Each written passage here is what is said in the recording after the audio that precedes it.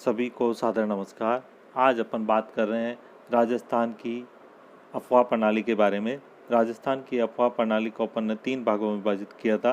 राजस्थान की आंतरिक अफवाह प्रणाली, अरब सागरीय अफवाह प्रणाली और बंगाल की खाड़ी की अफवाह प्रणाली। बंगाल की खाड़ी की जो अफवाह प्रणाली है, इसमें मुख्य रूप से जो नदियाँ शामिल है वह बाणगंगा नदी, गंभीर नदी और चंबल नदी। चंबल नदी की प्रमुख सहायक नदी है बनास नदी।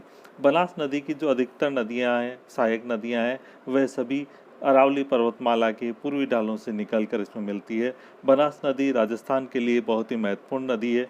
क्योंकि ये राजस्थान की सबसे अधिक लंबी नदी है।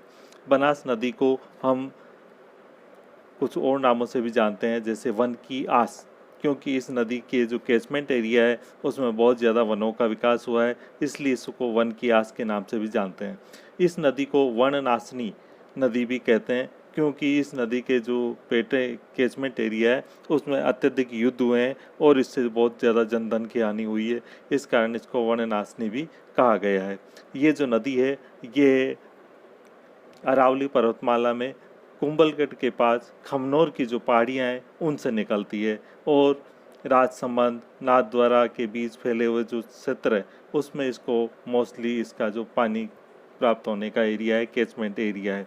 तो यह अरावली पर्वतमाला में जो खमनोर की पहाड़ियाँ हैं, खमनोर की पहाड़ियों का आपने और भी इतिहास में भी पढ़ा होगा कि जो कुंभलगढ़ है और गोगुंदा है, इनके बीच में जो पहाड़ियाँ हैं इनको हम भोराट का पठार भी कहते हैं, क्योंकि ये पहाड़ियाँ अत्यधिक घिस पिट गई है। और घिस पिटने का भी कारण ये है कि राजस्थान की जो अरावली पर्वतमाला है वही विश्व की सबसे प्राचीन पर्वतमालाओं में से एक है। यहाँ अपन बात कर रहे थे केवल खमनोर की पहाड़ियों की बात, कि खमनोर की पहाड़ियों से बनास नदी का उद्गम होता है और यहाँ से ये नदी नाथद्वारा, राजसमंद, रेल मगरा, चित्तौड़ जिले में रासमी जो तहसील है वहाँ से होते हुए भीलवाड़ा और खारी नदी जो कि अजमेर से निकलती है, अजमेर, टोंक, बूंदी होते हुए सवाई माधोपुर में जगह है रामेश्वरम, वहाँ पर ये चंबल में मिल जाती है। इस नदी की जो प्रमुख सहायक नदियाँ हैं उनमें है बेड़च, कोठारी, खारी, मैनाली, बांडी, मानसी, धुंध, मोरेल इत्यादि नदियाँ हैं। ये जो नदी है इसमें बहुत सारे संगम भी पाए जाते हैं। संगम को अपन कहते हैं त्रिवेणी संगम, जैसा कि अभी अपन ने बात की थी रामेश्वरम जो घाट है, इस रामेश्वरम घाट के पास ये नदी जाके चंबल में मिल जाती है। अर्थात 2 नदियाँ हो गई, बनास और चंबल। इसके साथ ही एक और नदी आके इसमें मिल जाती है जिसका नाम है सीप। तो रामेश्वरम घाट भी कैसा है, त्रिवेणी संगम का स्थल है, जहाँ पर 3 नदियाँ आके मिल गई, चंबल, बनास और सीप। एक और स्थान है जहाँ पर 3 नदियाँ आके मिलती है, उसको भी त्रिवेणी स्थान कहते हैं, और वह है राजमहल जो कि टोंक में जगह है। वहाँ पर बनास और खारी नदी का संगम होता है और यहाँ पर एक और तीसरी नदी आके मिलती है जिसे कहते हैं डाई। तो राजमहल जो जगह है टोंक में, वहाँ पर भी त्रिवेणी संगम है और ये त्रिवेणी संगम होता है बनास, खारी और डाई नदियों का। इसके बाद भीलवाड़ा में भी एक जगह है जिसका नाम है बिगोद में भी त्रिवेणी संगम होता है और ये त्रिवेणी संगम होता है बनास बेड़च। 2 महत्वपूर्ण नदियाँ हैं, बनास और बेड़च। और इस बनास और बेड़च के साथ एक और नदी मिल जाती है जिसका नाम है मैनाल। तो भीलवाड़ा में बिगोद में भी त्रिवेणी संगम होता है और ये त्रिवेणी संगम होता है बनास, बेड़च और मैनाल का। तो बनास नदी है ये अपने त्रिवेणी संगम के लिए भी प्रसिद्ध हो गई। इसमें 1 नहीं 2 नहीं बल्कि 3 जगह त्रिवेणी संगम पाया जाता है। बनास नदी राजस्थान के लिए इसलिए महत्वपूर्ण है क्योंकि राजस्थान का ये सबसे बड़ा अपवाह क्षेत्र है और साथ ही राजस्थान की ये सबसे लंबी नदी है। राजस्थान की सबसे लंबी नदी की बात आती है तो जनरली कन्फ्यूजन होता है कि राजस्थान की सबसे लंबी चंबल है या बनास, लेकिन चंबल नदी है उसका अधिकांश जो प्रवाह है वो दूसरे राज्यों में। यदि राजस्थान में, केवल राजस्थान में प्रवाह की दृष्टि से देखें तो सबसे जो बड़ी नदी है वह है बनास नदी। बनास नदी के किनारे बहुत से नगर स्थित हैं, जैसे अभी बात चली थी टोंक, ये बनास नदी के किनारे है। नाथद्वारा बनास नदी के किनारे बसा हुआ है। सवाई माधोपुर नगर बांसवाड़ा के किनारे बसा हुआ है।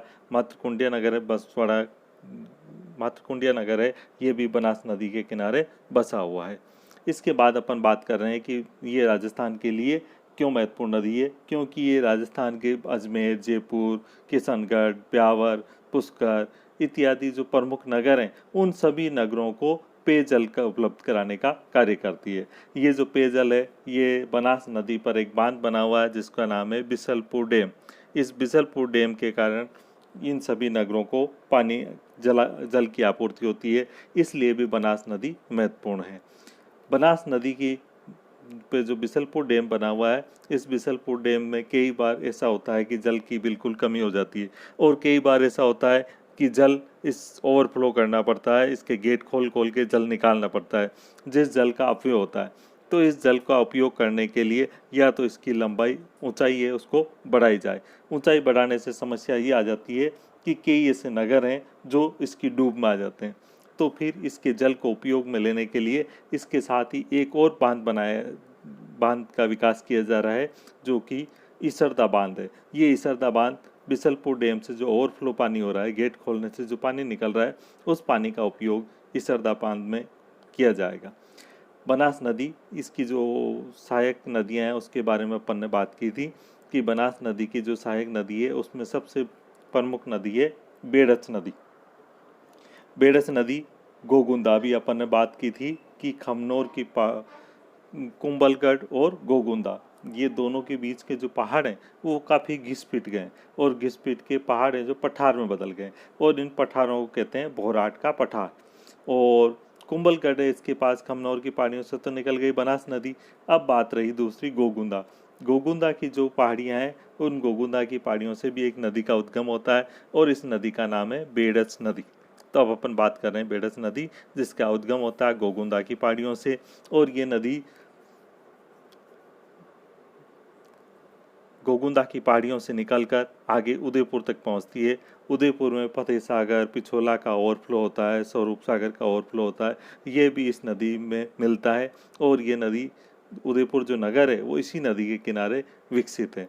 और उदयपुर नगर में ही इस नदी के किनारे एक बहुत ही प्राचीन सभ्यता विकसित हुई थी। जैसे अपन ने अभी पहले भी बहुत सारी सभ्यताओं की बात की थी, बेराट की सभ्यता की बात की थी जो कि बाणगंगा नदी के किनारे था, कालीबंगा सभ्यता जो कि घग्गर नदी के किनारे विकसित थी, और ज्ञानेश्वर सभ्यता की बात की।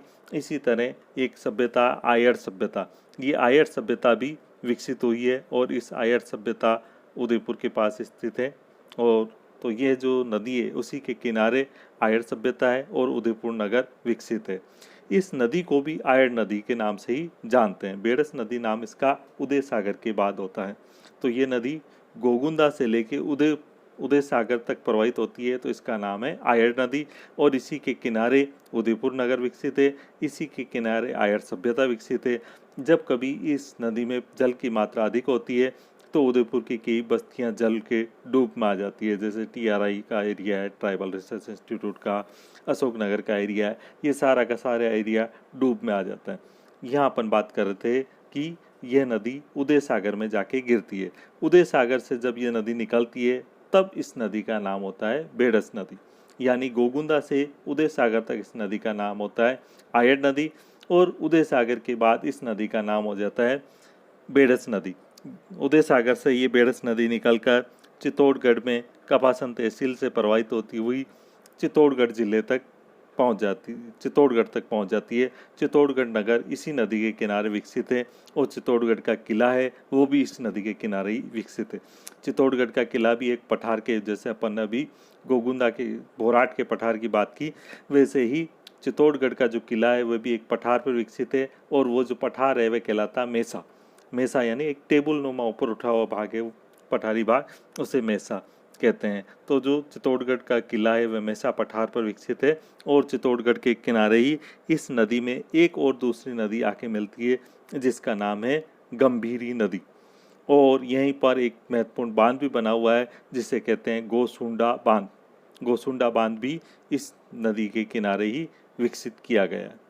अब अपन बात कर रहे हैं कि इसकी सहायक नदियाँ कौन कौन सी है। तो बेड़च की सहायक नदियाँ गंभीरी, वागन, गुजरी इत्यादि नदियाँ।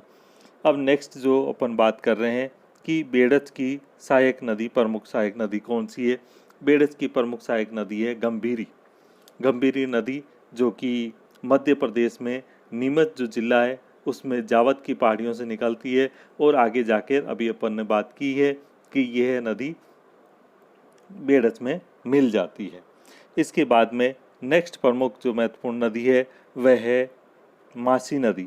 मासी नदी किशनगढ़ से निकलती है और बनास में, टोंक जिले में बनास में जाके मिल जाती है। इसी तरह एक और प्रमुख सहायक नदी है इस बनास की, वह है कोठारी नदी। यह राजसमंद जिले में दिवेर जो जगह है, राजसमंद जिले में देवगढ़ है, देवगढ़ के बिल्कुल पास में ही जगह है जिसका नाम है दिवेर। वहाँ दिवेर से ये नदी निकलती है और भीलवाड़ा जिले में बनास में मिल जाती है। इस नदी पर एक प्रमुख बांध बनाया गया है जिस बांध से भीलवाड़ा नगर को जल आपूर्ति की जाती है और इस बांध का नाम है मेजा बांध। मेजा बांध है जो भीलवाड़ा नगर को जलापूर्ति करता है। और ये बांध किस नदी पर बनाया गया है? कोठारी नदी पर। तो कोठारी नदी भी महत्वपूर्ण नदी है जो भीलवाड़ा नगर को जल आपूर्ति करती है और जल आपूर्ति का जो किया जाता है वो मेजा बांध से किया जाता है। नेक्स्ट इसकी महत्वपूर्ण सहायक नदी है जिसका नाम है खारी नदी।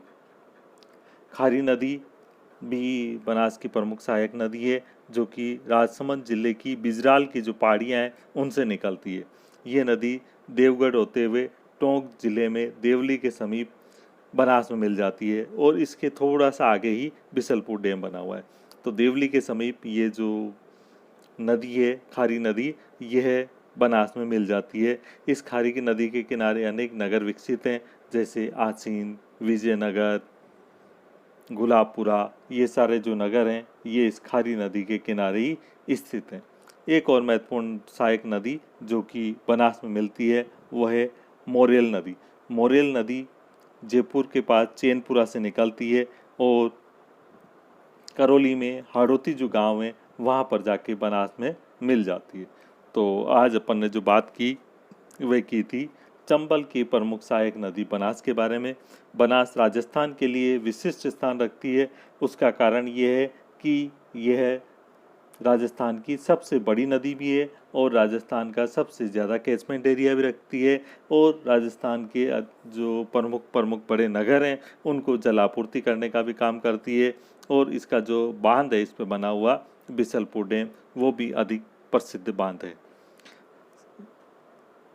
इस जो बनास नदी है इसके बारे में अपन इस मानचित्र के द्वारा भी और अच्छे से समझ सकते हैं कि ये जो बनास नदी है, इस बनास नदी का उद्गम होता है ये कुंभलगढ़ जो जगह है उस कुंभलगढ़ के पास खमनोर की जो पहाड़ियाँ हैं उन खमनोर की पहाड़ियों से ये नदी का उद्गम होता है। और इसमें चित्तौड़गढ़ के पास में ये दूसरी एक जो बेडस नदी है वो आके मिल रही है। और इसके बाद में इस नदी में ये भीलवाड़ा के पास लिखा हुआ स्थान आ रहा है कोठारी। उस कोठारी नदी आके जाके इसमें मिल रही है।